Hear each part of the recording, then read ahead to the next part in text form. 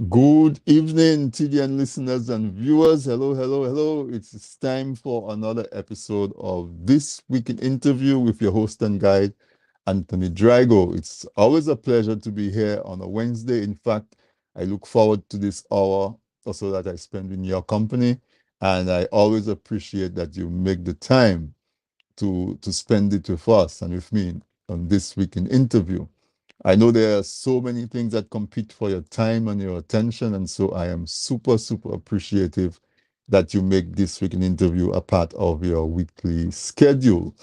Uh, I have some folks who listen every Wednesday, and they've been doing this for years, continuously, hardly ever missing an episode. And for that, I am truly, truly grateful to you. And so I thank you for that. I've been getting a lot of suggestions and recommendations for guests and for topics to handle. And I like that as well, because that means that you are engaged. And I know that the topics that we and the people that we bring on are of interest to you.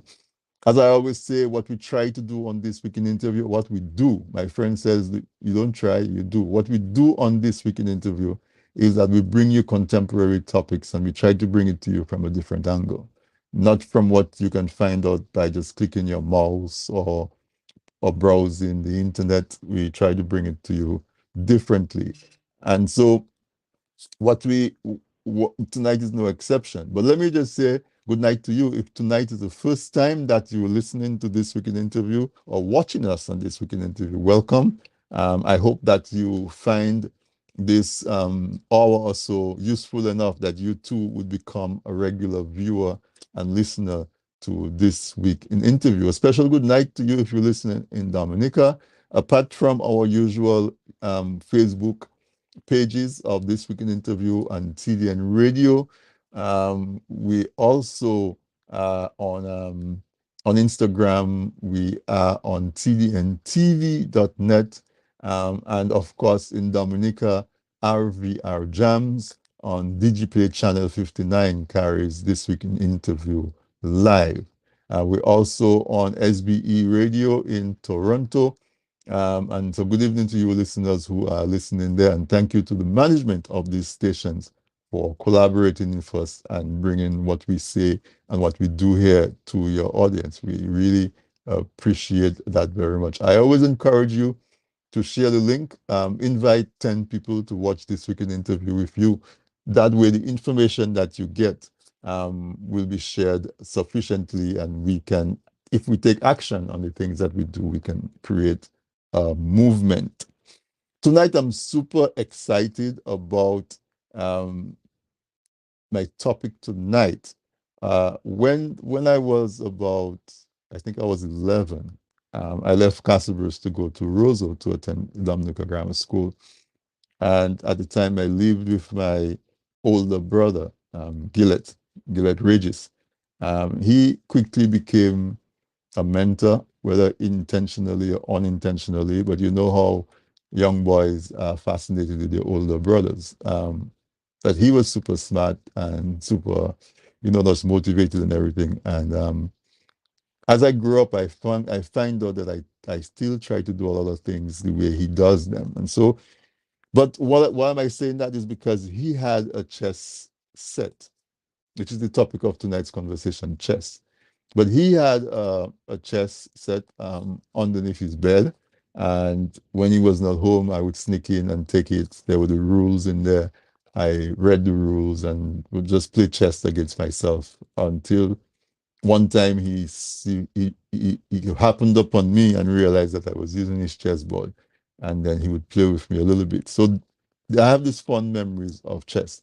And so when I found out that the Dominica Chess Federation was active once again, and there was the opportunity to get a few members of the board and some of the other members of the federation to come on This Week in Interview to talk about the great game of chess, I immediately said yes. And so tonight I am excited. I hope those of you um, who play chess or familiar with the game are just as excited as I am.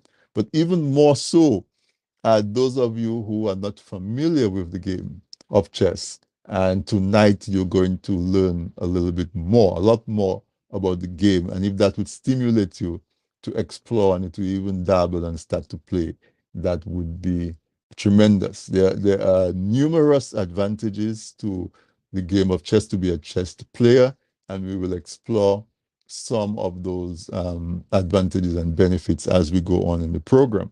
I do, as I have members of the board of the Dominica Chess Federation, and I will introduce them to you one at a time.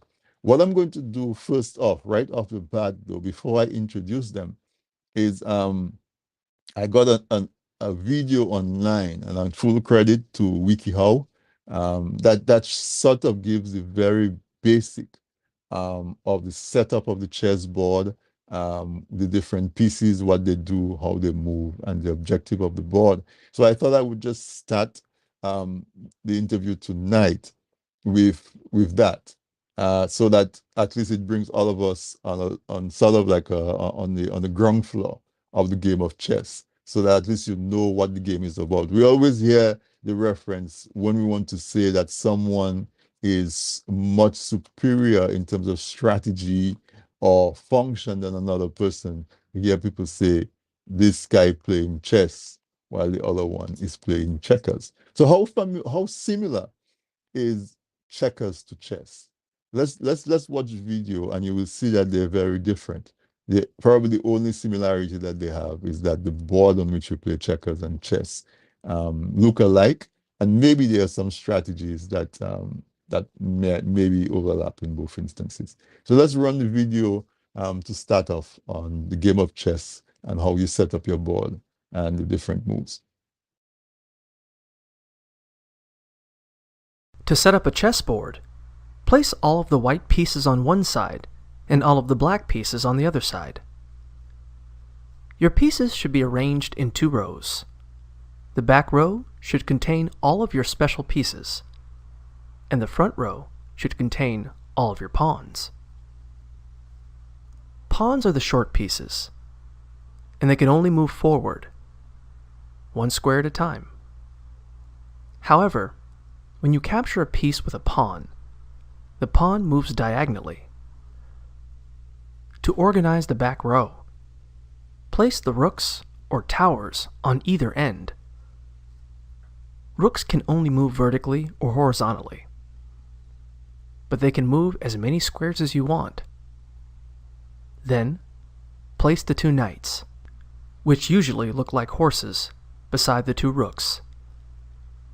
The knights can only move in an L-shaped pattern, where the long part of the L is 2 squares and the short part is 1 square.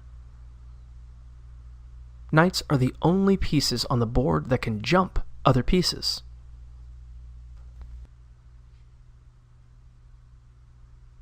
Then, place the 2 bishops beside the knights. The bishops can only move diagonally, but they can move as many squares as you want. Finally, place the king and queen.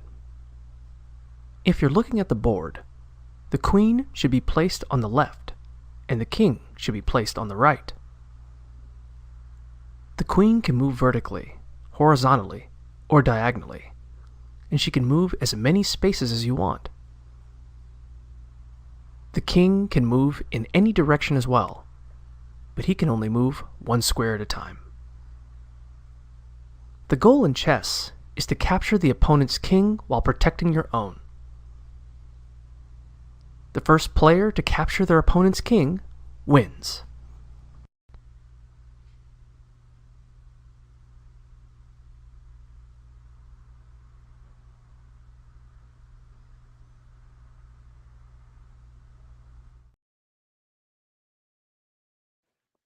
Welcome back. I hope that that gives you a good grasp of the game. And of course, you agree with me that it's the setup of it at least is very different from the game of checkers. If you're joining us after a little later than we started, tonight my guest on this week's interview are members of the Dominica Chess Federation, some members of the board, then one member, just a general member, and also we have a young member from one of the schools. And so we have so many guests, and we have a lot of exciting stuff to talk about. So I want to jump right in, and let's start the conversation. What I'm going to do is to simply, instead of going around and introducing everybody, I will just ask a question of the members of the panel one at a time. And while you're answering that question, feel free to give us a very brief intro of yourself. All right. So with us tonight, we have, let me just tell you who we have. We have Nigel Francis, who is Vice President. We have Daniel Scotland, who is General Secretary. We have Dorothy John Baptist, who is a PRO. We have Carlton Morvan, who is a member of the Dominica Chess Federation. And we have uh, Jana- Janaya. I hope I'm not butchering his name. It's a pretty name, but I might have trouble saying it. Janaya, who is a student at the St. Mary's Academy and part of the club there, as one of the programs, part of one of the programs that the Dominica Chess Federation um, is executing, or we want to call it, in Dominica. But I'm going to start with the Vice President, Nigel Francis. He is the Vice President of the Dominica Chess Federation. Nigel, a very warm welcome to you on to this weekend interview. And as I said, you can introduce yourself as you give a little background of yourself briefly as you answer this question.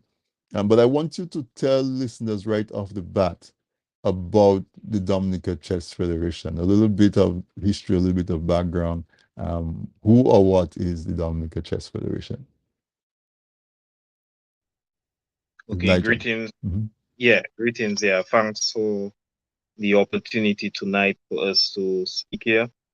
And You're yes, welcome. I'm Nigel Francis, the current Vice President of the Dominica Chess Federation. Before that, I served as president. And the Chess Federation really started all back in 2021 in Dominica. We had a few members were able to get in contact with the vice president of FIDE at the time, which is actually the international governing body of chess. And on his mission here, not only with us, but he came to the region to be able to activate federations in countries that have not yet been initiated in the chess world by creating federations. And we were one of the targets, including St. Vincent and Belize at the time. Shortly after that, we made movements, we mobilized the team, we formed an interim committee, we got incorporated, and we had our first annual general meeting back in April 13th last year. And, that had a good turnout. We had our first elections, and, then we ran chess, for a year up till now, and did one two programs, try to get the people aware of what the Dominica Chess Federation is. And what we really are is a group of people looking to increase the level of chess on the island, also to introduce chess, because as you said, you form chess under your brother's bed, and I sure before that you may not have even known the game that well. So Exactly. I we was try about to 11 years at the time. Yeah. Right. So the same way that you discovered that gift that day, and you found out what chess is, and then it sparked your imagination. We are trying to do the same thing right now. So young minds like Janaya with us can continue the game, and they can get opportunities within the chess world. Okay, great. So yeah, congratulations on starting the chess program in Dominica, and I wish you all the success with your endeavors. Um, I want to go to your PRO, Miss Dorothy John Baptist. It's a delight to have you on the program, Dorothy. You are the PRO of the organization. I would like you to give a little brief background on the game of chess, maybe brief history, how it started, and so on. Just in general, for somebody who maybe discovering chess for the first time, or they heard about it but never had the chance to talk to anybody who's a chess player, who don't know anything about the game. So a brief history slash background of the game of chess. Okay, well, the little video you showed at the beginning gives a synopsis as to how the game is played. As to the history of chess, this dates back to many years ago, centuries ago in India, I believe. There were versions of the game. By then, it had a different name, Chagranta. I forget the name. Perhaps Nigel can assist me there. But this is a game that had been played for centuries. Right. It has evolved certainly from what it was back then. The pieces were different. It was known as a game perhaps for the nobility, so kings, queens. I think one of the founding fathers of the US eventually ended up playing the game of chess. And it evolved to what we know now as the game with played on the 64 squares of alternating black and white with the different pieces, 16 pieces for each player, two players playing, and with the objective of each player to place the king in check. I think chess has impacted many people's lives, and through its evolution and to what it is now, people learn a lot. Their involvement in chess has led to their own personal development. There's some people who say, hey, chess is life because of the life skills that you learn from chess, the discipline you get from playing the game. And right now, there are opportunities for people who not only learn it, but learn to play it well and who can compete. And this is why the work of the Dominica Chess Federation is so important, because we want to expose the youth in the schools, well, everybody, to these benefits that we can get from playing the game of chess, and bringing them to a level that they can go out there and play not just locally but regionally and internationally. Later down, I guess we will speak of some of the exploits that our own members have had in international games as far away as India. So this is what chess is. It's an amazing game. It's an awesome game. And our hope as a federation is that really Dominicans will take it and run with it. Thank you, Dorothy. I'm going to go to Daniel Scotland next. He is the General Secretary of the Dominica Chess Federation. And so, Daniel, I would like you to talk a little bit about some of the programs that's going on in Dominica. We can go into more detail as we go along, but give people an idea of some of the work that you've done. You started in 2021 and had your first meeting, really became really truly constituted. Your first executive just about a year ago. You said in April 2022. I think is what you said. Yes, April 13, 2022. So introduce yourself. Tell me how long you've been playing chess, and just talk about some of the programs that the Dominica Chess Federation is involved with on the island of Dominica. So good day. Thank you for having me. I am You're Daniel welcome. Scotland, the current General Secretary for the Dominica Chess Federation, as well as the counselor for the FIDE Medical Commission. When did I start playing chess? I recall back in 2008, I found an old chessboard that my father had laying around. This was around the time that I started attending the St. Mary's Academy, and I started playing with myself, similar to you.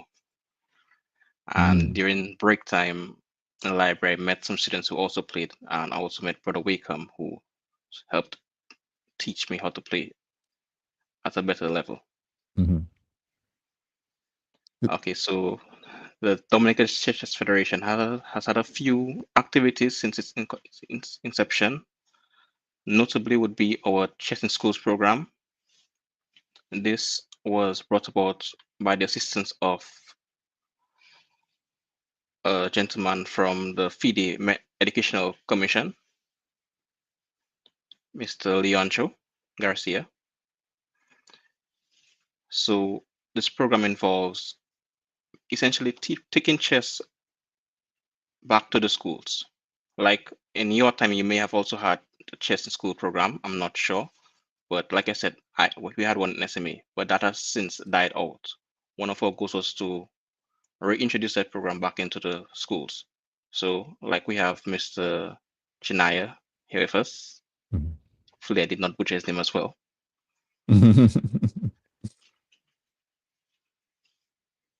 We started at the St. Mary's Academy with this is to Mr. Carlton Movan. And we have since branched out to the Convent High School, and so does the PSS. We also have had the Chess and Streets program where various members of the community go out in the streets to publicize the game of chess. We need to break the stigma that chess is for only the nobility or the smartest among us. So we're trying to get everybody to understand that no, it's not for the only smart people. Anybody can play chess. All right, thank you. So obviously, I am now that you've introduced the idea of chess in schools, I'm going to go to Janaya and just ask him the same question about how long he's played chess. If he got introduced to the game through the chess in school program, tell us about the chess club at the St. Mary's Academy where you play, and what does it mean? I know it's a lot of questions, but how do you feel to be part of this game, really? Because most of the people I know, chess seems to inform and create their personality. So welcome to the program. I am super excited to have a young person. Not that you other guys are not young, but with high school level. I'm thinking that you may be just starting in the game, but you can correct me and just tell us what it feels like to be part of the Dominica Chess Federation. Well, when I started chess, it was in primary school. Primary school. Yes, I remember it was around when I was in fifth grade, yes. But how I started was that one day when I was going home, saw in one of the classes we were playing chess, so I went to see what's going on. Then they told me that they had a club, so I wanted to join. Then that's how I started. And every afternoon after school, I would stay until 4 o'clock, play chess, and then go home. Then in high school, it didn't have a club when I just came. It was around in second form.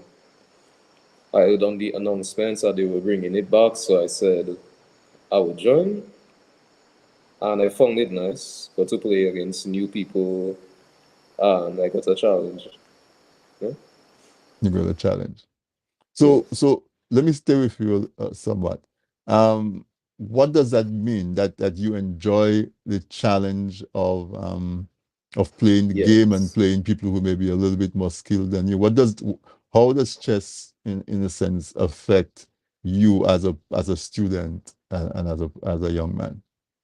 Well, chess has helped me to be able to handle pressure better, to think things more thoroughly, and to just think before I do something so then I can get a better outcome in the process. So it develops that discipline of engaging your brain before you act in a spontaneous way. Yes. And I think that's super valuable. The last person on the panel that I have to introduce to you, listeners and viewers, is Mr. Carlon Morvan. Am I saying that right? Is it Carlon or Carlton, right? It's Carlton. Yes, Carlton. Yeah, Carlton. I just realized my guy made an error on the flyer.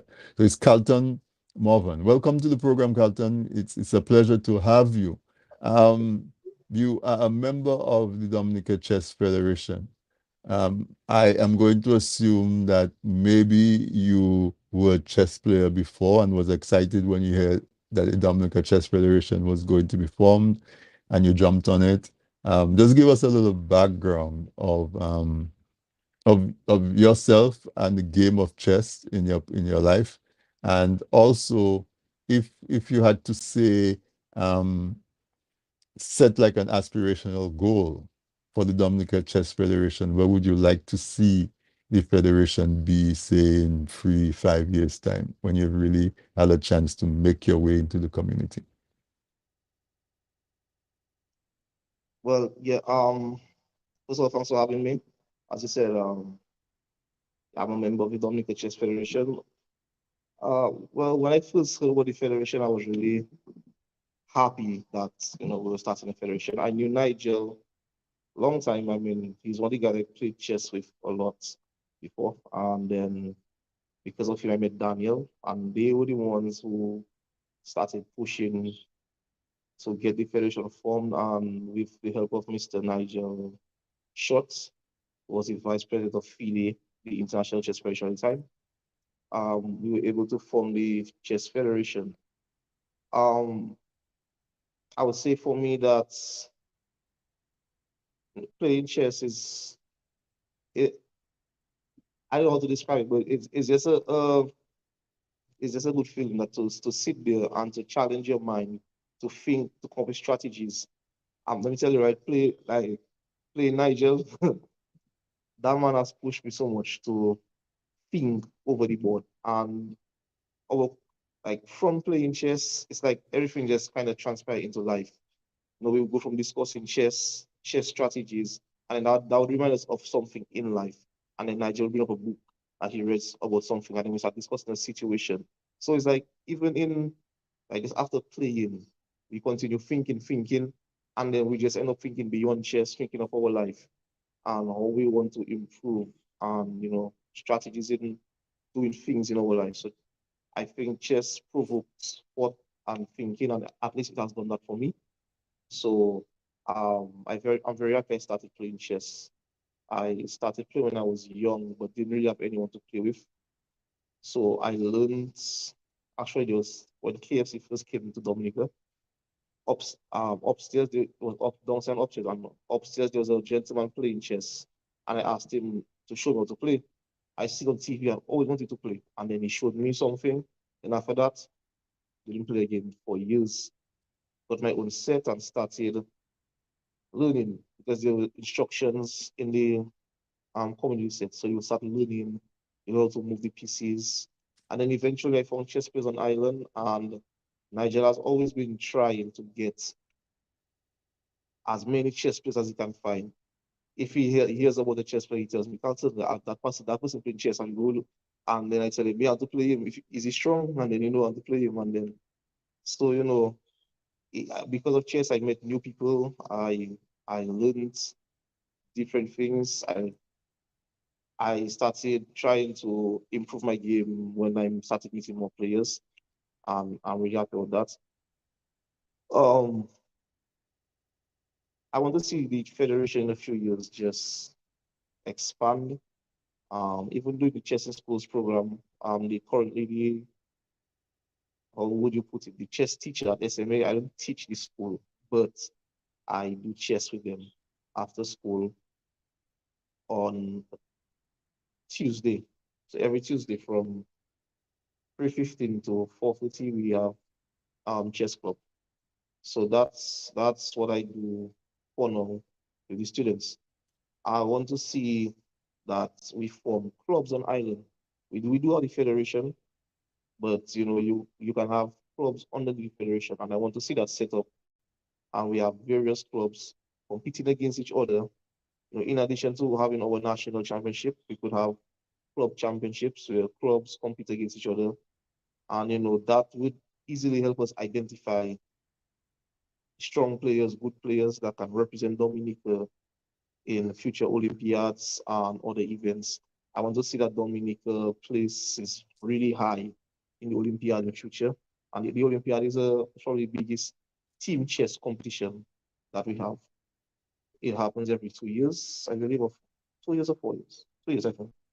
Yeah. And every 2 years, and then you go there, you compete against other countries. And I want to see Dominica, standing up there with Russia and England, the America, and the last Olympia was won by, I think, Uzbekistan. Anyway, I think Uzbekistan and then Armenia, something like that. So then, yeah, and I want to see like, Dominica up there, at least in the top five, and to see a lot of chess players on island, and to see us start healthy chess programs, that can develop the young players who are interested in the game, because there are quite a number of young players interested in chess. And I want to see that we get these young people, young men and women, grow up, get better in the game, and become future grandmasters in Dominica. So that is what I want to see, at least in the next 5 years, high level chess players, young chess players. Awesome. So thank you. So we've made the round, and everybody has given a version of it. So listeners, I hope you're getting a grasp of chess and chess in Dominica. We at the half hour mark pretty much. So it's a good time to take a quick break, get a word from our sponsors. And when we come back, we're going to dive a little deeper into what are the plans of the federation, how you can contact them if you want to be a member, if you want to support them, and all of those good things, and also just a little bit more about the game on an international level. So tonight, my guests on this weekend interview are officers of the board and members in general of the Dominica Chess Federation, in addition to a very young aspiring chess player who is still in high school. And so we're having a brilliant conversation. And my objective tonight is to motivate each and every one of you to learn more about chess, and maybe quite a few of you to dabble into playing chess. And so let's take a quick break, and we'll be right back.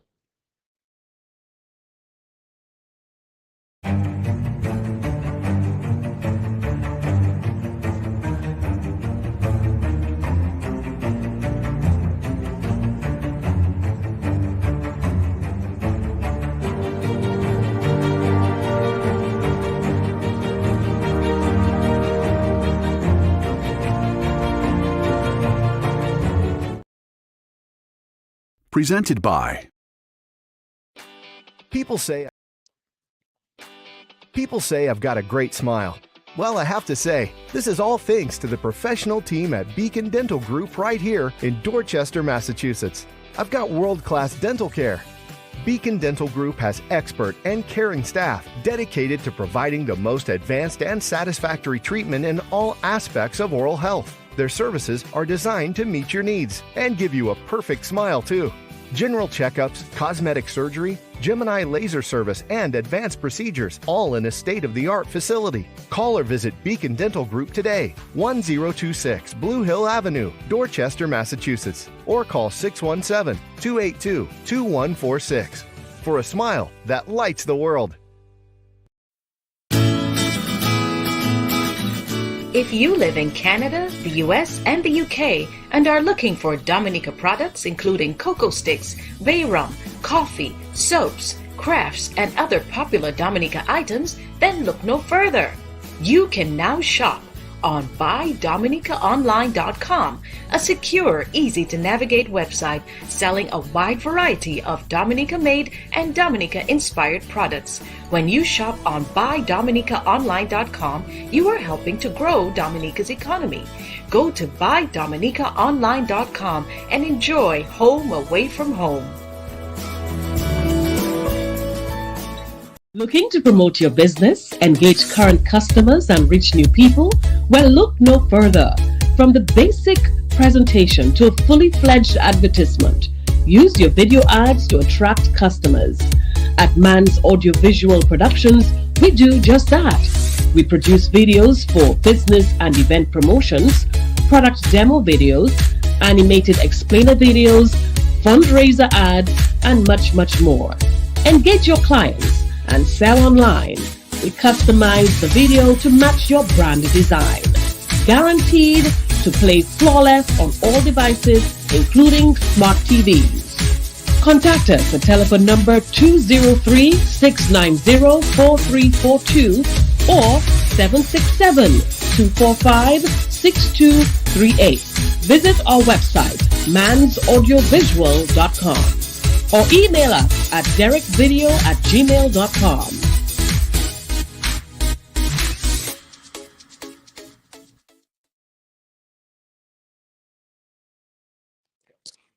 All right, listeners, welcome back. Welcome back. I was expecting a dissect video, but always, check out dissect 7 p.m.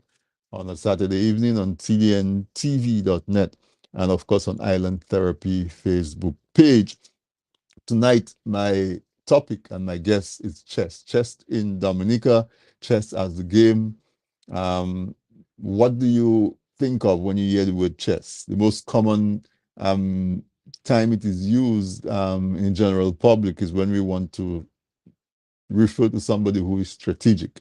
And we compare them to somebody who is not so strategic. We say that, as I said before, somebody is playing checkers while someone is playing chess. And so there's the general feeling, the general aura that chess is a sophisticated and complex game for bright people. And so, in that sense, it can be a little intimidating. So I'm going to go back to Nigel and ask him, is chess really for smart people? Or can anybody take up the game of chess and like everything else, you improve over time? But should people really, is there justification for folks being intimidated by the game of chess, that they see folks playing chess and they figure this guy playing chess, they must be so smart, and they walk past when they really want to stop and inquire about the game? So, Nigel, I want you to just encourage listeners to develop a curiosity and tell them why. Or if it is confirmed that chess is for smart people, what do you say to that? I would say to that that is a wrong notion. Chess is actually for everybody. Mm. If you go to parks all over the world, you will not only you'll see older men, you'll see young girls, you'll see young boys, you'll see, regular adults, anybody actually just coming out and, testing their skills in chess. The good thing about chess is that it can be played relatively anywhere. Once you have a set with you, a pocket set, maybe sometimes even on your phone. You have the apps nowadays that you can use to play chess with ease of access. You just whip out your phone, you have data, you have Wi-Fi, and you can play chess. It's for every person within society. There's no limit. Right now, if you go to YouTube, I mean, for those people who are more YouTube savvy, there are some girls called the Botes sisters. They are from Canada, and they would go in packs and challenge anybody. Sometimes they give away things like iPhones and all sorts of stuff, and they would beat all the men in the pack. So chess is really for anybody. So, Daniel, when you say chess is for everybody, everybody can benefit from taking up the game of chess.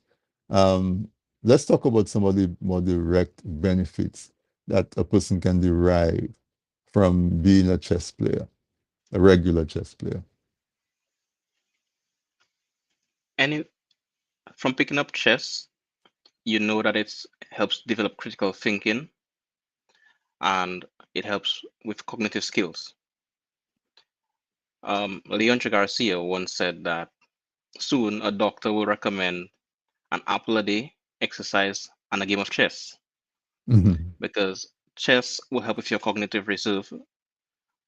The cognitive reserve is essentially something like to help prevent against Alzheimer's. That's the study. That's what the research is showing nowadays. That different skills such as learning a new language, such as dancing and chess. So there are benefits to chess, and it also helps you with your decision making. Some people who are impulsive, if they start playing chess, they will learn to slow down and consider the consequences of their actions. If I'm playing a game of chess and I make a quick move, I may lose my queen and lose the game, and I don't want that. So I'll take a moment to think. Right. So chess um, helps on several levels. You're saying so. In other words, you don't have to consider yourself super smart, as people like to think. Maybe somebody who's academic smart or otherwise to take up the game of chess. But if you start playing chess, it will make you smarter. If I have Yes. to summarize what you just said. So Yes. no matter where you are, if you start playing chess, it will make you smarter because I want to go to Janaya and to ask him to describe for somebody who's never played chess, okay?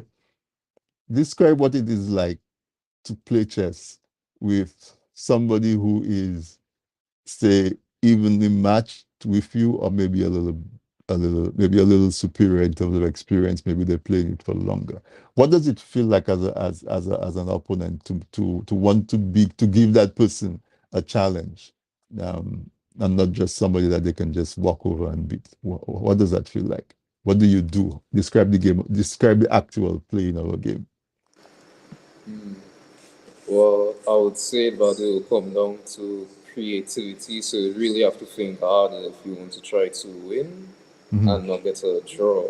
Because then, like, you'd really have to focus and take your time to think to see what will be your best options in the situation for what you could do. So in other words, you're sitting there and you trying to interpret or predict what Yeah. game your opponent is trying to run and how you can counter it, and at the same time make a move yourself. Yes, so you would want to try to predict what they are going to do, while also planning what you are going to do yourself Mhm. and trying to think of creative ways that you could win. Right. And you're doing all this in the restriction of a board. I think Dorothy said that there were 64 squares, is that right? On the Yeah, chessboard? 64. 64. Now, I grew up in Castle Bruce, and so a lot of times when as a little boy, I would go to the shop, I would see the old men in the village playing draft. And they would be so technical and strategic in their playing of draft because they would not only they win in the game, but they try to win the game and have some players stranded in a corner, and they call that a cabwit, or I don't know if any of you guys are familiar with draft in that way. And I always wonder about that. And I mean, a couple of times I would sit down on the draft board with these guys, like a hot shot. I go to grammar, I'm going to high school, and I'm not the last person in my class. I figure and I sit on the board with those men, and they beat me like like I'm nobody. And so that type of strategic thinking, especially, and I'm saying that to say that it's a game in itself that no matter what your level of formal education is, if you're willing to be patient with yourself and to develop your strategic thinking, you can excel in the game. Carlton, I want you to continue in terms of talking about the game. A lot of times we hear people use the word checkmate or check or stalemate in colloquial language to describe different scenarios and different situations. So I want you to talk about like continuing to talk about actually playing the game, but describe the scenarios where somebody is checkmate or somebody is checked or stalemate, or what do those terms that people may be familiar with even if they've never played the game, what do some of those terms mean? Okay, so basically, to understand those terms, I think you should start with check. Mm-hmm. Now, check means that your king is under attack. It means that your king is directly in the path of another piece, and being in that path, if the king could be captured and removed off the board, it would be captured and removed off the board.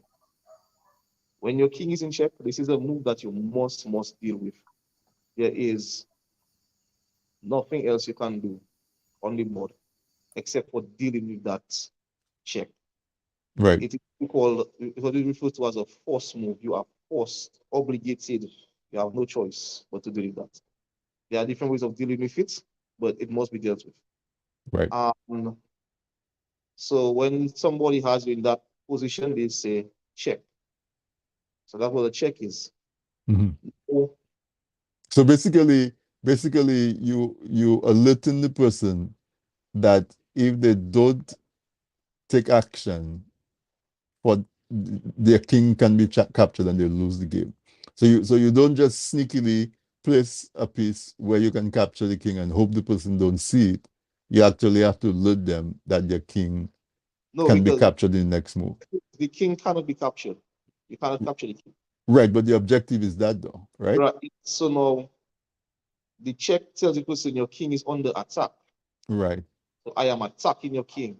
You have to do that attack. Mm-hmm.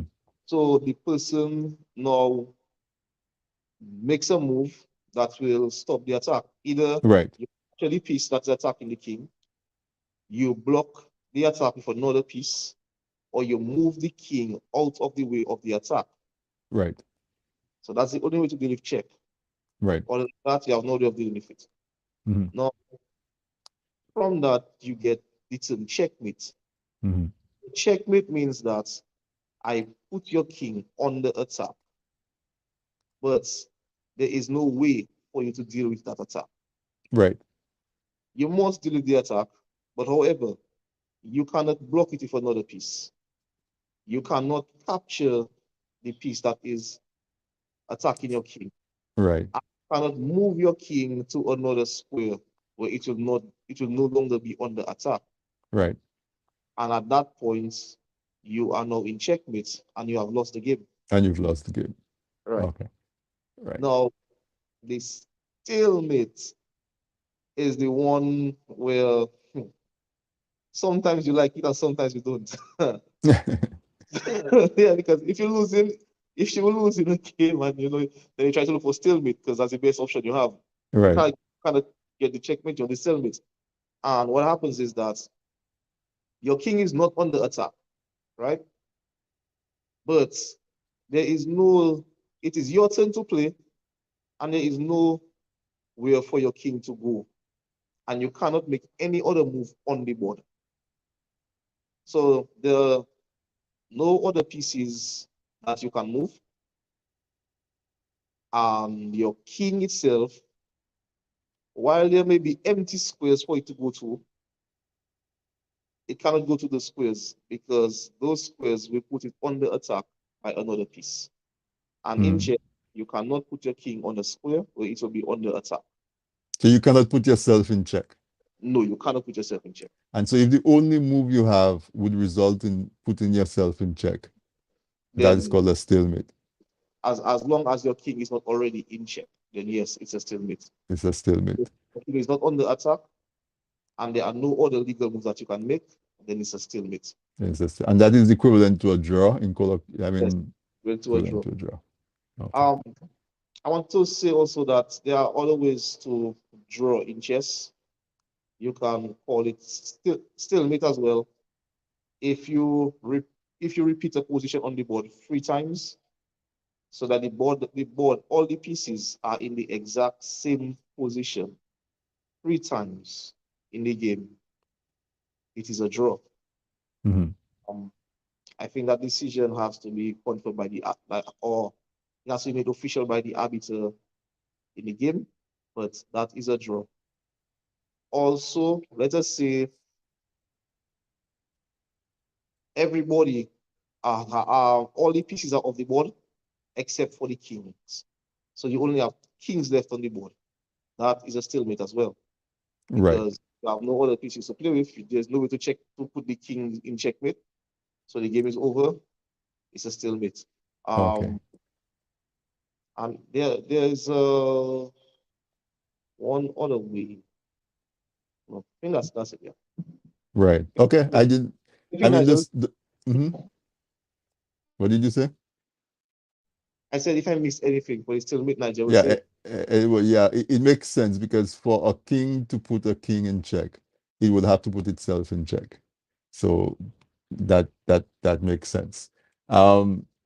Dorothy, let's talk about competition and tournaments and those different rankings and so on.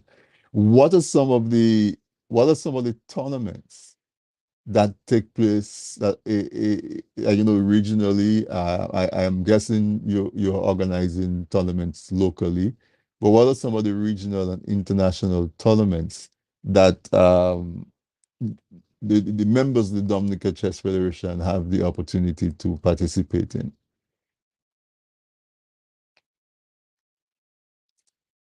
Dorothy, can you hear us? Okay. I think Dorothy is frozen, so anybody can jump in and answer that question. What are some of the tournaments that your members have the opportunity to participate in? Okay, so we can jump right to the current championship that is taking place at the moment. Right now, as we speak, the World Championship is going on. We are up to game 3. It's going on between Chinese champion Ding Liren versus Yam Nepomniachtchi of Russia. So this is an ultimate goal where anyone can compete to become world champion, but there are processes you'd have to go through first. Mm-hmm.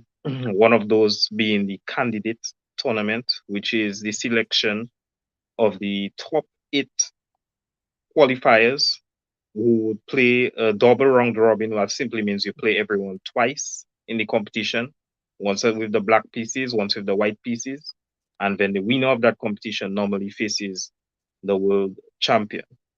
Just that in this time, this scenario, we have a rare instance where the current world champion declined to play, and we have the winner of the candidates and the second runner-up of the candidates contesting for the world championship. There are also other regional competitions that take place. For example, over Before the before weekend. you leave that, I mean, we have to like a little bit of Beth. Why would the current world champion not want to defend his title? Well, it's the person who won the candidates tournament. He defeated pretty easily in the previous world championship, and they have this cycle every 2 years. He defeated him pretty easily, and not only that, he says that the format needs a little adjustment. It's old-fashioned; it can change a bit, and he's just fed up of the format, the amount of preparation it takes just for one match. So he's moving on to new things. Still playing Mm, chess, but no longer wants to participate in the world championship cycle. the world championship. Okay. So he's saying that the guy who would challenge him is not a challenge at all. Indirectly, yeah. Okay. I get that. Okay, sorry, but you see, it's important. I was thinking because there's a Russian, maybe the guy was a Ukraine or somebody protesting against the Russian war. It's a good thing I asked you for the best, and it worked. So continue. Yes, yeah. So I said, yes, we have regional competitions as well. Mm-hmm. There right now, because in our region there are not so many opportunities of tournaments. There have been what they call hybrid tournaments, and these take it's a different turn to just having a person in person. So let's say one of the restrictions we have here in the Caribbean is high airfares, and to travel to other Caribbean countries. So with a hybrid, you can set up a center. There are cameras, there are arbiters. Arbiters are just referees to the game to Mm-hmm. monitor and stuff. Mm-hmm. And you can play people from different islands, but while you are physically in your own country. And you Okay. can play on the standard time controls and all of that. There are also regional tournaments that happen every year. And chess is sometimes even you may have heard of the Carifta games. Chess Mm-hmm. is normally part of the Carifta games, just that Oh this wow. year it was not part of it. They did not have chess this year, which was just held in Bahamas.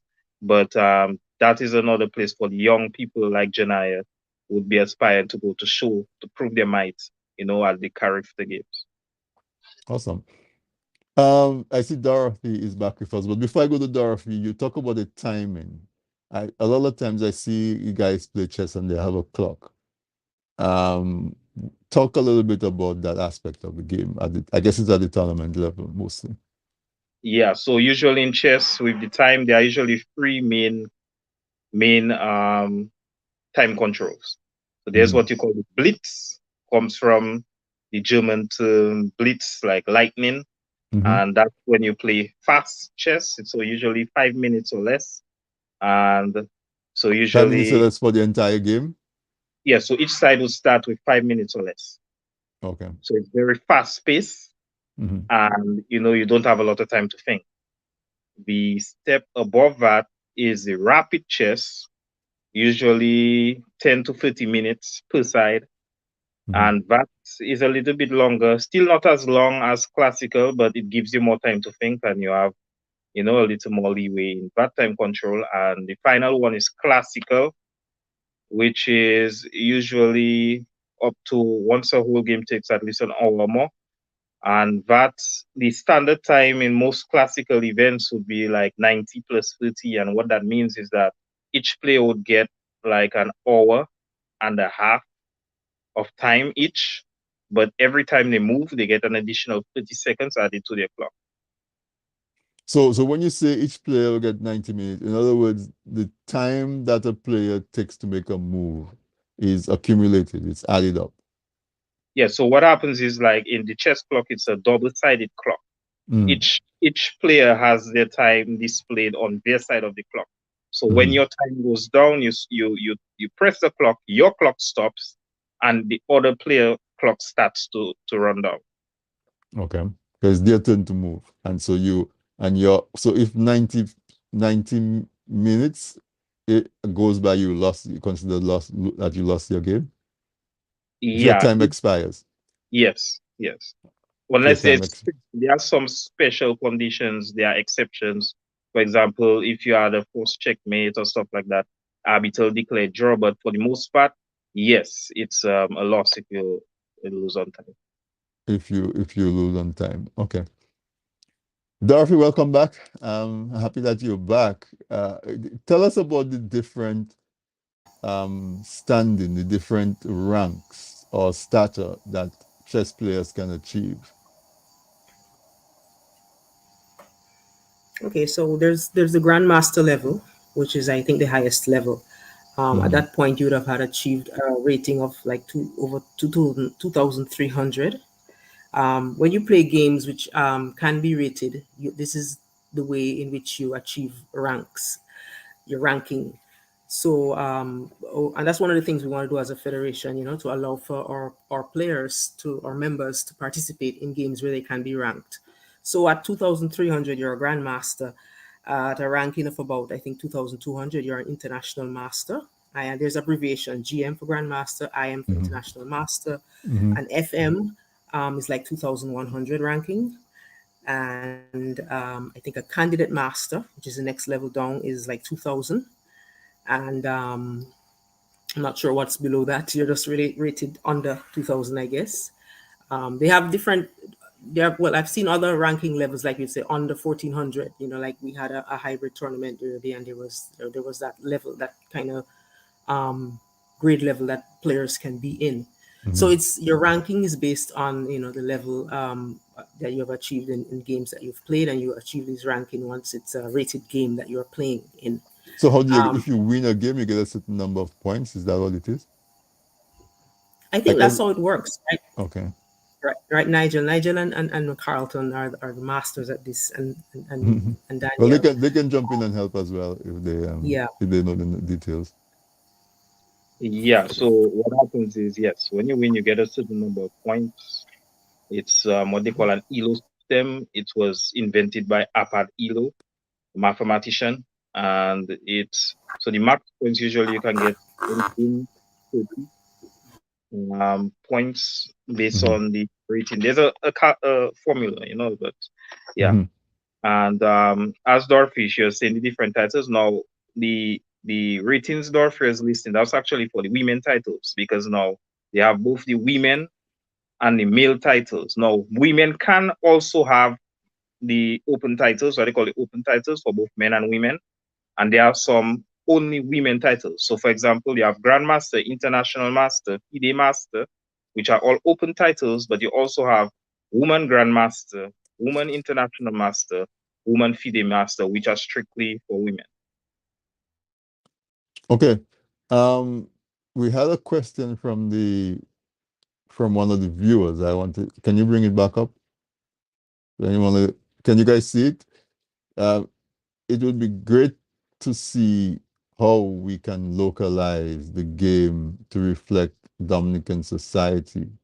I witnessed someone teaching youth and use terms like who is a queen in your life or strong uncle to represent and connect to the pieces. Do you guys understand the question? Any one of you can take a stab at it.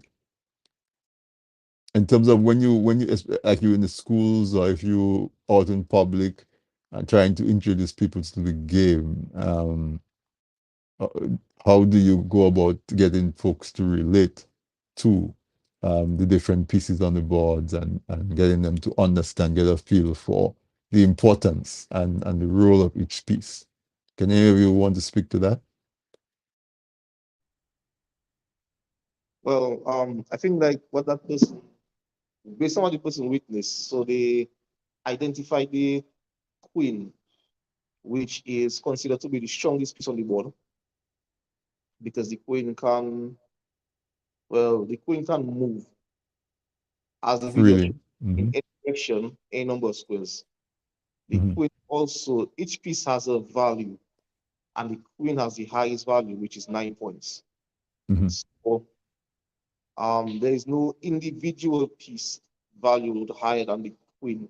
The king doesn't really have a numerical value because the king cannot be captured. Well, if your king is, you lose the game. So right. The queen is the strongest piece, and they ask the person, who is a queen in your life. So who is the strong support in your life? So I think they were trying to I guess humanize it to let the person get how important the piece is. I think that sounds good to me. That sounds as like a good strategy to use, because when you understand who is strong, the importance of the pieces, then you have a better idea of how to play the game. You don't just go leaving valuable pieces out in the open to get captured.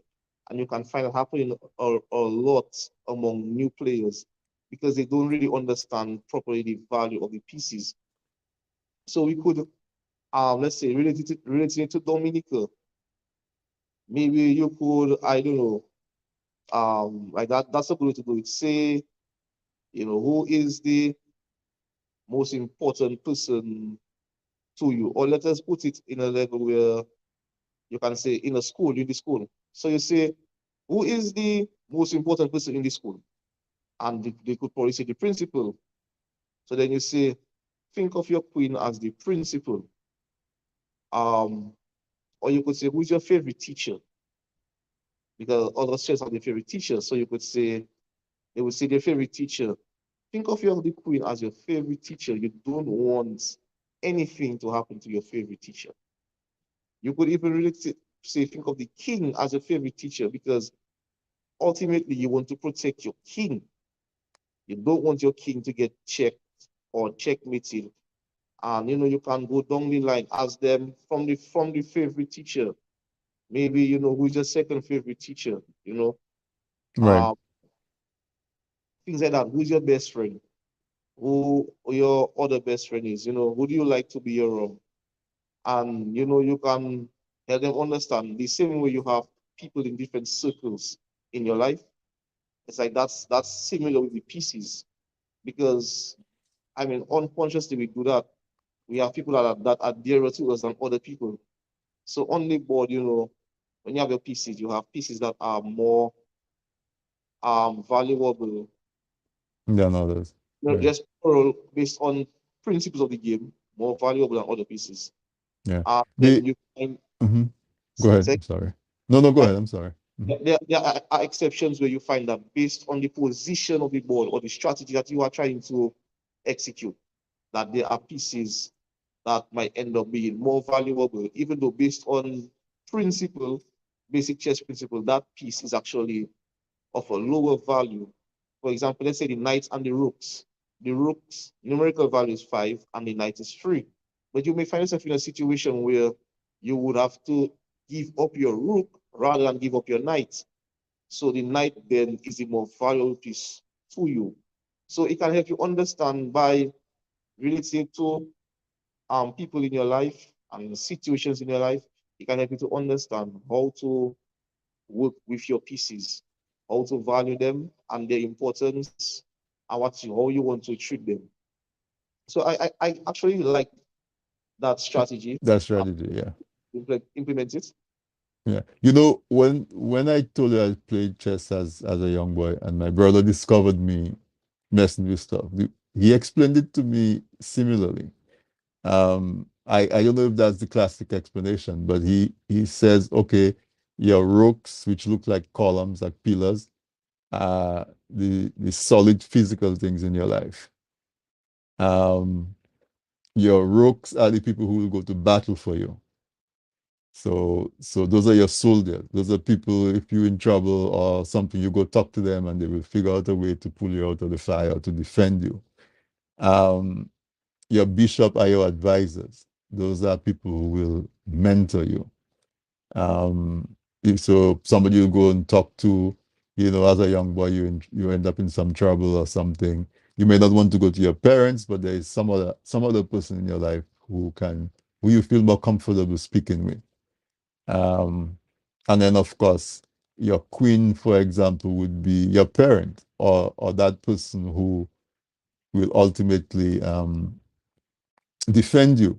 And then he says one of the most important lessons is that your pawns, people think that your pawns are not important and you may want to sacrifice your pawns. But you might end up in a situation where because you have no pawns to block a move or to make a move, you miss the pawns that you sacrifice, and therefore that means you should treat everybody as having value. You don't squander relationships. You appreciate everybody. And so that was an interaction that I had as a very, very young boy that stayed with me for a long time. I don't know if that's a standard for how the game is explained, but that was the explanation that was given to me. And so what I'm reading from the viewer is that maybe in addition to just learning the game, chess in itself can teach lessons of life. Um, so we having said that, we are at the end of the hour, so I'm going to give each person in turn a chance to make some closing remarks. There may be something that I haven't asked you about that you will want to talk about. You can tell people how they can contact you. You can encourage people to come check out your work to join. And because a lot of the viewers and listeners are in the diaspora, you can make an appeal for help if you need, say, if you need some chess sets. Say you want to go into a new school and you have chess sets to donate or whatever help that you think you might need. So I am going to start with Mr. Scotland, and we just rotate around Janaya and Nigel and everybody. All right, so let's start with closing remarks. Hopefully Dorothy will join us back before we end.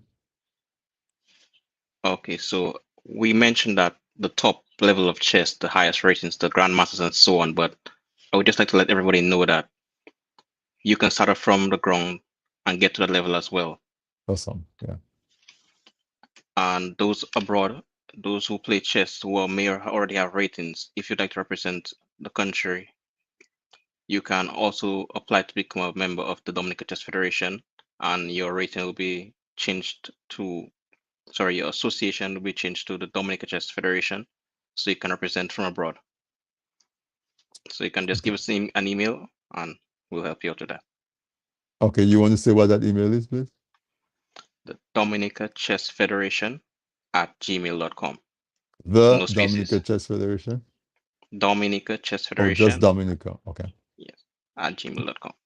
Dominica Chess Federation at gmail.com. Now, if any of you guys care to share your phone number, if you don't mind, people feel free to do that. We have thousands of people who view this program, so your phone number will go out there, but I don't think there's anybody who will stalk you. So feel free to share numbers, any one of you who want to. But you can contact them from dominicachessfederation.com. So thank you. Janaya, Tell us about your experience. You said you've been playing for a while. What's your aspiration? Are you going to be a national master? Is that your aspiration? Well, first, my goal is to be able to beat my teachers. So, first, I would try to at least be able to beat Carlton consistently. Uh-huh. Then try to go higher than that. I Like like maybe that. become a master or a grandmaster, maybe world master, I'm not sure. But I'll try to see how far I can go. Definitely. I wish you all the best. I wish you a long and enjoyable chess life. I'm not going to say a career, but chess life. If you want to make it a career, fine. But never stop having fun with the game, you know? Yeah. So all the best. Thank Maybe next year, I don't know if there's a international chess day or anything like that. But if there is, we can do this again. Even if there is not, we can do this again and we will see. Carlton, by that time, you will tell me whether Janaya beats you at will or if you're able to stay ahead. Go ahead, Carlton. Your closing remarks. Yeah, man, but John, I agree with you, man. Good point. Um, yeah. Basically, I just wanted to say, join the Chess Federation. If you are a player on island, you can reach us dominicachessfederation.com. If you play chess, my number is 612-7230 or Say it slower. Say it slower. 7230. You can contact me and I will direct you further as to, or you can join the Chess Federation, also has a phone number, and you can reach us on WhatsApp. I can't remember the number off my head. So hopefully Nigel can share it. Okay.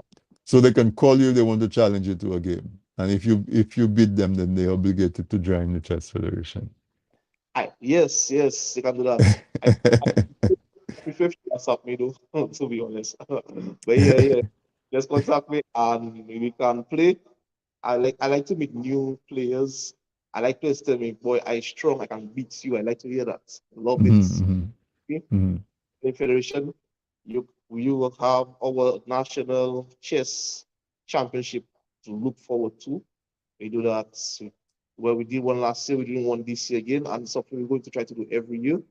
Do you know when you all plan to have it?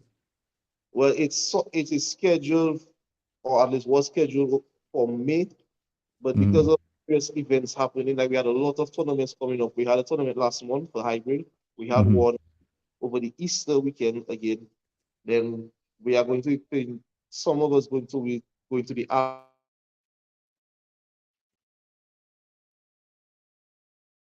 Oh, Carlton is frozen. to participate in chess next week. Hello? Okay. Yeah, that's next Go week. ahead. Go ahead. Then also the national championship might actually end up being in June, but it's around like May month end to the first weekend in June, somewhere around that time. But if you contact the federation, we can give you more information on that. Okay. I'm looking forward to see strong players. There's a qualifying round, and then there's the finals for the national championship. So I'm Okay. looking forward to see new strong players. Thank you. Thank you so much. So, Nigel, is there a place where you guys play regularly? You can answer that while you give your closing remark. Okay. So yes, everyone has said it all. We are inviting every one of you to come be part of the Dominica Chess Federation, come learn. Well, right now we play regularly every Thursday, usually from 4:30 at the UE open campus, which is on the close to the botanical gardens on the road going to Emsal. We play there usually from 4:30 p.m. every Thursday. Our phone number for the Dominica Chess Federation is 285-4500. If you 285-4500. 767-285-4600. Okay. so yes, 4500. So 767 4500. 4500. Right. Yes, and as Daniel rightly said, the email dominicachessfederation@gmail.com. Also, If you want to contact me personally, you can do 767-613-1022. Somebody's phone is ringing. Yes, Okay, and there you go. yes, and also we we invite everybody. Our current, I'm not sure if you said it, our current president right now is Mr. Ian Dorival, and he's inviting, discussions. If anybody out there in the diaspora, they have interest in helping us, we can open talks and dialogues, to see what you have to offer. We are accepting your help in order to bring us to where we want to get to. Yeah, I know Ian well. We worked at DCP at the same time. Right, right. So my regards to him. Also, the first person who told me about the revival of the Dominica Chess Federation and asked me to contact you all to bring you on my show was Mr. Jones Murphy. He is a national master, I think, in the US, very highly ranked, and he seems to be very interested in the development. Not just interested, he seems to be very excited about the fact that Dominica now has a chess federation. So shout out to him.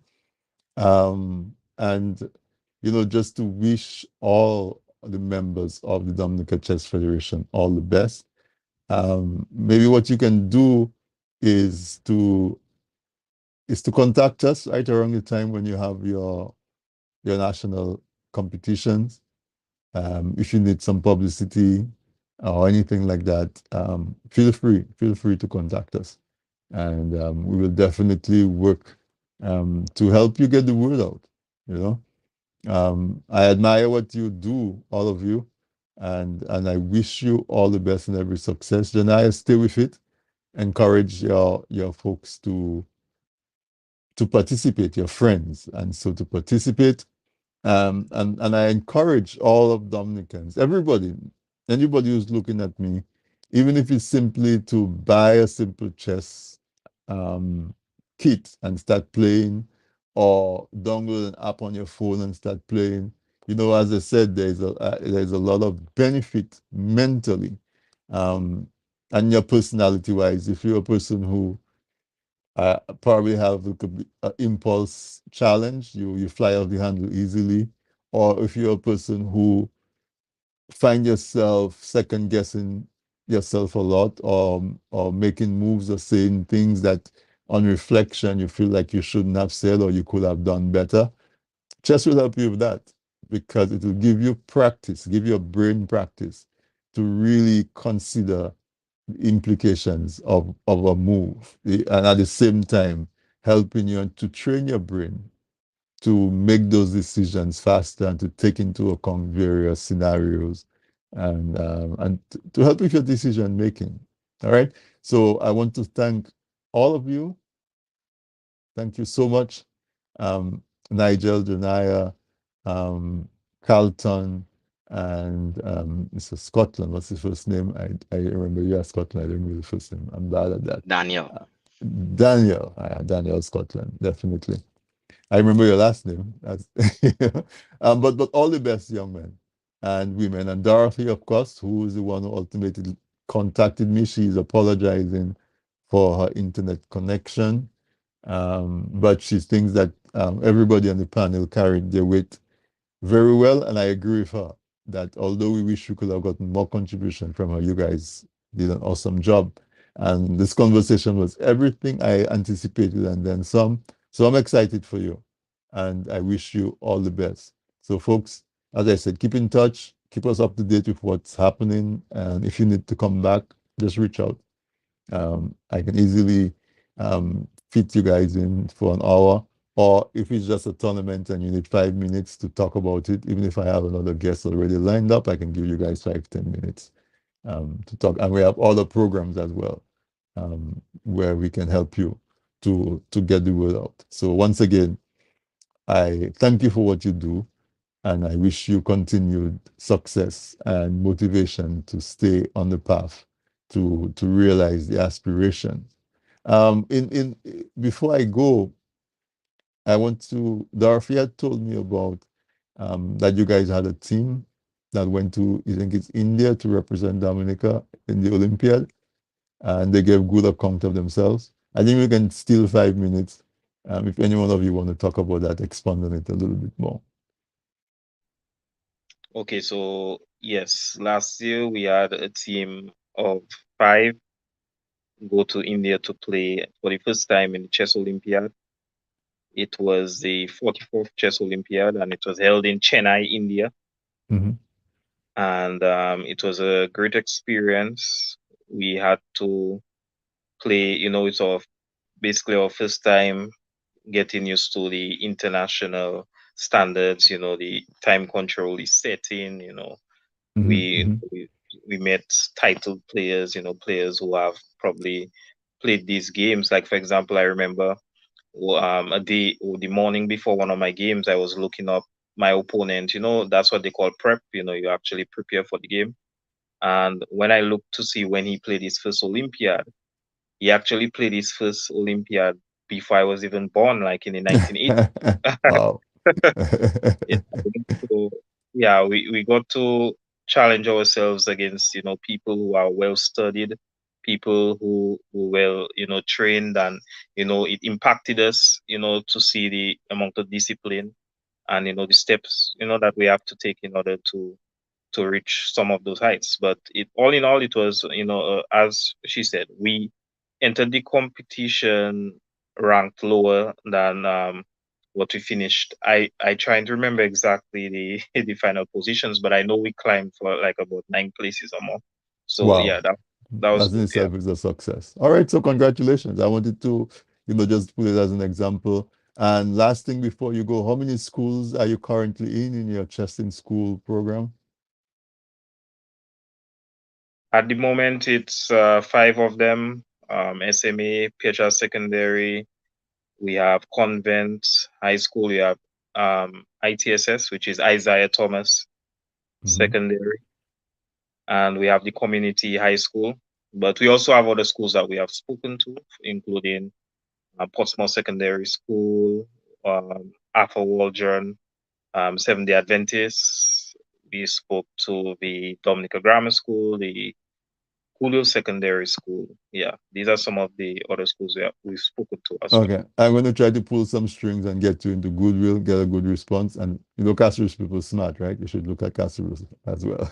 Oh, I'm definitely, just saying that definitely. because I'm from Castro's. But definitely. All right, so let's close this up and tell you guys thank you so much. And as I said, all the best. I really appreciated you guys making the time to come on. Good night. Good night. Good night. All right. Thanks. Mhm. So, listeners, there you had it. I hope you learned a little bit more about chess. Than you did before. And if you knew that, at least you know more about the Dominica Chess Federation. I encourage you to support them, get in touch with them, support them, and just help chess to develop in Dominica. It cannot do any harm, it can do a whole lot of good if we have as many young people as possible participating in an activity that requires strategic thinking, it requires patience, it requires thinking quick on your feet, it requires judging another person's intent. It can only do well. Dominica needs that so much. All of those qualities that I just spoke about are qualities of a leader, and we know the country is starving for leadership. So support it and do your best. Play it yourself. All right. And so I want to say thank you so much for staying with us. And thank you for everybody who made this possible. Dorothy, it's a pity you did not get to participate fully, but you helped put this together, and I appreciate it very much. Listeners, and then we'll be back next week. I'm putting together a program for, I think it's World Earth Day, I think. This is a planet that we're living on. Certainly needs our full dedication and attention. So I want to say good night and wish you a successful remainder of the week and an enjoyable weekend. All right. Good night, folks. See you next week.